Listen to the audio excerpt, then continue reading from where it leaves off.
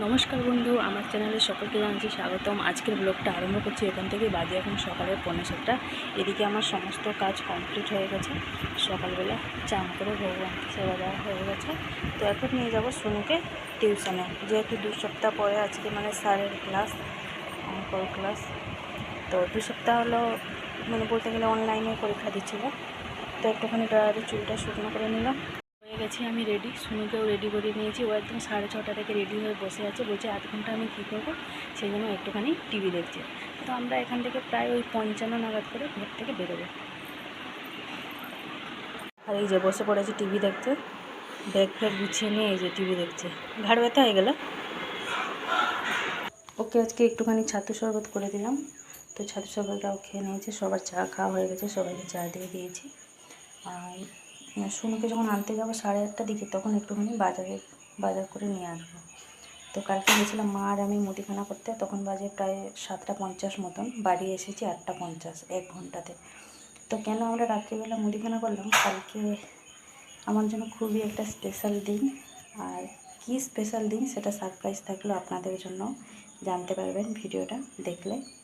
তো এই যে কালকের জন্য রান্নাবান্নার জন্য এই যে মুদিখানাগুলো, আর আজকে বাজার থেকে বাজার করে নিয়ে আসবো।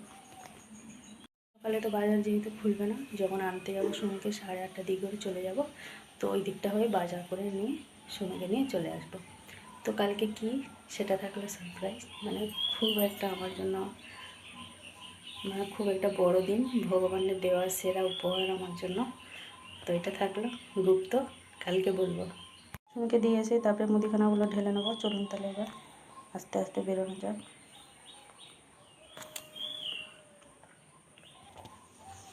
এই যে আমি দুটো বিস্কুট নিয়েছি, জলে ডুবিয়ে খাবো। আমি যেহেতু চাটা খাই না, সেই জন্য সকালবেলা এই বিস্কুট দুটো জলে ডুবিয়েই খাই। ওকে দিয়েই চলে এসেছি। এদিকে এই যে ভাতটা হচ্ছে, মা এদিকে লাউ আর আলুটা কেটে নিয়েছে। লাউ আলু বড়ি দিয়ে একটা তরকারি হবে, আর একটা চচ্চড়ি করব। পুঁই ডাঁটা আলু বেগুন দিয়ে একটা চচ্চড়ি করব। এই যে মা এদিকে কেটে দিয়েছে। এই যে মা দিকে লাউ তরকারিটা বসিয়ে দিয়েছে, অন্যদিকে এই যে ভাতটা হচ্ছে। এদিকে আমি মুদিখানা জিনিসগুলো ঢেলে সব গুছিয়ে গাছিয়ে নিয়েছি কৌটোর মধ্যে। তেল তেলটাও ঢেলে নিয়েছি। 8:10 মতন বাজে। একটুখানি চচ্চড়ির জন্য মশলাটা করে নিই, তারপরে যাব বাজারে। 8:30টার সময় করে যাব। সোনুদের আজকে 9টার সময় ছুটি। বেজে গেছে 9:30। সোনুকে নিয়ে বাজার করেই চলে এসেছি একেবারে। তো এই যে নিয়ে এসেছি একটুখানি কাটা মাছ, ফ্রিজে রাখবো। আর এখানে আছে এই যে দুধ প্যাকেট এনেছি, দুধ আর ক্যাপসিকাম একটা, গাজর একটা, আর এনেছি কিছুটা বিনস। এই যে কাটা মাছ নিয়ে এসেছি এখানে। মাছ থাকে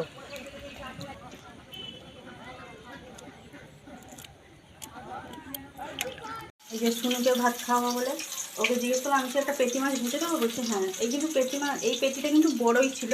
ও আমাকে বললো মাছ 2 পিস করে ভেজে দেবো। ওই জন্য যে মাঝখান থেকে কেটে নিলাম, তবুও অনেকটা মানে অনেকটাই বেশ বড় ছিল। ভালোভাবে একদম ভেজে নিচ্ছি। আজকে রান্না হয়েছে এই যে পুঁই ডাঁটা আলু বেগুন দিয়ে একটা চচ্চড়ি হয়েছে, লাউ বড়ি আলু দিয়ে তরকারি। এগুলো হচ্ছে দুপুরে লাঞ্চের মতো।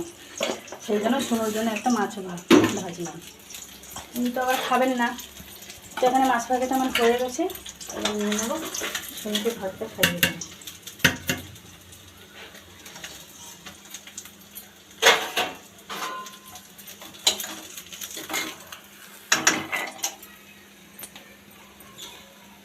মানে 11টা মতন বাজে। ওদিকে কাজ কমপ্লিট সব। সোনুকে ভাত তো খাইয়ে দিলাম, ও গেছে এখন চান করতে।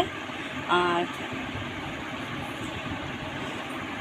একটা শুধু মানে মাছটা যে ভেজে দিলাম অমনি খেয়ে নিয়েছে, না লাউ তরকারি খুব একটা পছন্দ না। তবু লাউ তরকারি দিয়ে মাখিয়ে দিয়ে মাছ ভাজাটা দিয়ে খেয়ে নিল। মানে 1 পিস মাছ ভাজার জন্য ভাতটা খেয়ে নিয়েছে। নাহলে আজকে প্রচুর ইয়ে করতে হয়, খাবো না, ইয়ে করবো না, এই তরকারি আমার ভাল লাগে না, ওই তরকারি আমার ভাল লাগে না, একদম কিছু সবজি খায় না জানো। অনেক কষ্ট করে ওকে ভুলিয়ে ভালিয়ে খাওয়াতে হয় আমাকে। সেদিনকে দেখো ম্যাগিতে গাজরটা দিলাম, কত কষ্ট করে খেলো। বাসনগুলো আর এখনও মাজিনি, বাইরেটা রেখে দিয়েছি। আমি থাক একটু পরে মাজবো, এখন একটুখানি বসবো। সোনুর আজকে আছে 5টার সময় পড়া। আজকে আর বেলাতে নেই, আজকে 5টার সময় পড়া আছে। এখন একটুখানি বসি। বাজে এখন দুপুরে 2:10 মতো। তো খাওয়া দাওয়া সমস্ত কমপ্লিট, বাসন কুসন মাজামুজি করে রেখে নিয়েছি। বাবা খাচ্ছে, বাবার যেহেতু একটুখানি দেরি হয়ে গেছে, আমি ভাবলাম কালকের জন্য আগের থেকে সব জোগাড় যন্ত্র করে রেখে দিই। তো এই যে একটা ক্যাপসিকাম নিয়ে এসেছি, গাজর, বিনসগুলো এগুলো সব কেটে ধুয়ে রেখে দেবো ফ্রিজের মধ্যে কালকের জন্য আগের থেকে জোগাড় যন্ত্র। তো কালকে আর এতটা মানে চাপ থাকবে না, কিছুটা হালকা করে রাখবো কাজগুলো, যাতে কালকে তাড়াতাড়ি সকাল সকাল রান্নাটা করতে পারি। এই যে এদিকে সব কাটাকুটি করে নিলাম। এটা কেটে নিয়েছি রাইসের জন্য, গাজর, ক্যাপসিকাম, বিনসটাকে এভাবে একটুখানি ডিজাইন দেওয়ার চেষ্টা করলাম ফার্স্ট টাইম। এদিকে কেটে নিয়েছি হচ্ছে আমি উচ্ছে, এই যে পটল কেটে নিয়েছি, সব কিছু কেটে ধুয়ে পরিষ্কার করে নিয়ে চলে এসেছি। বিনস, এটা বেগুনের জন্য কেটে নিয়েছি বেগুন। আর এই যে কুরকুরি আলু ভাজার জন্য আলুটাকে একদম গ্রেট করে ভালোভাবে কেটে ধুয়ে পরিষ্কার করে নিয়ে চলে এসেছি। আর এই যেগুলো রেখে দিয়েছি, কারণ রাইসটা বেশি করবো না, জাস্ট 200 গ্রাম চালের করব, সেই জন্য অল্প অল্প পরিমাণ নিয়েছি। তো এইগুলো করে রাখা কেন, তো কালকে আর যেন মানে কাজের চাপটা যেন বেশি না থাকে, তাড়াতাড়ি যেন সব কিছু গুছিয়ে নিতে পারি। তো কালকের জন্য আজ থেকেই একদম তোড়জোড় আরম্ভ। এগুলো নিয়ে ফ্রিজের মধ্যে রেখে দেবো। শুনো বলছি, মা যদি কারেন্ট চলে যায়, কারেন্ট চলে গেলে কিছু হবে না, ফ্রিজের মধ্যে থাকলে ভালোভাবেই থাকবে। কারেন্ট চলে গেলে কী হবে, ফ্রিজে তো এমনি তো আইস জমা হয়ে থাকে, অনেক সময় তো ঠান্ডাই থাকে। আলুটাকে এভাবেই চুবড়িতেই রাখবো। চলুন তাহলে এগুলো সব ফ্রিজে রেখে দিয়ে আসি।